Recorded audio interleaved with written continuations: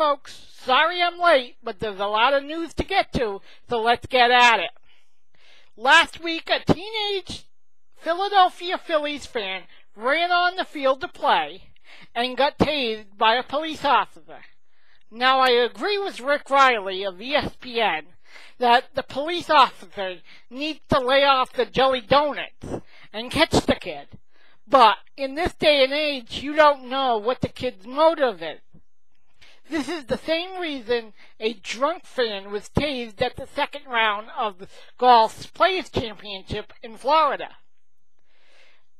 I hope people get the point and stop running on the field to play. You're not going to get your 15 minutes of fame. You're just going to get shocked. Last week during Game 2 of the Celtics-Cleveland series, Celtics President of Basketball Operations and General Manager Danny Ainge was fined $25,000 for tossing a towel in the air to try and distract Cleveland forward J.J. Hickerson as he shot a free throw. Ainge was under the basket and not behind the bench where he usually is. Danny was a competitive guy during his playing days, and it came out here. This will teach the Cavaliers not to seek the opposing GM under the basket. A story that sparked a lot of debate last week is out of Chicago. University of St. Francis golfer Grant Wybeck intentionally lost the playoff hole for his conference tournament individual title. Wybeck had already qualified for the NAIA National Championship by virtue of his team's victory in the team competition of that same event, the conference tournament. He made a double bogey on the first playoff hole to allow Seth Doran of Oliver Nancy University to qualify as an individual, to qualify for the NAIA tournament as an individual. I think this is a very admirable thing by Mr. Wybeck.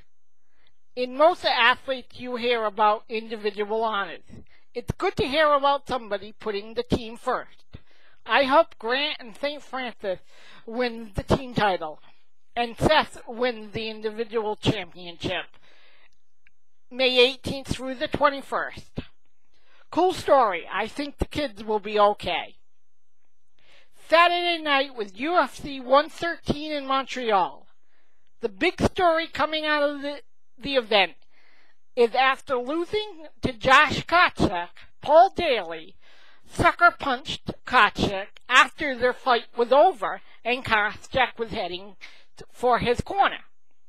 There's no place for this kind of behavior, and UFC President Dana White fired Daly from the UFC immediately in the post-fight press conference.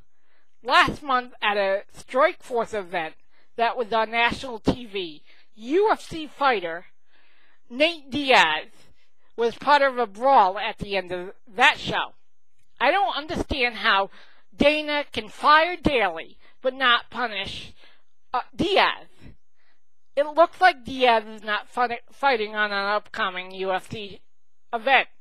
I guess that's punishment enough. But wait, there's more to that story. Nate Diaz is scheduled to face Marcus Davis at UFC in Boston in the summer. So much for any punishment. Like I said. What to watch for this weekend. Saturday is the second jewel in horse racing's Triple Crown, the Preakness from Old Hilltop, Pimlico Racecourse in Baltimore. Post time 6 p.m.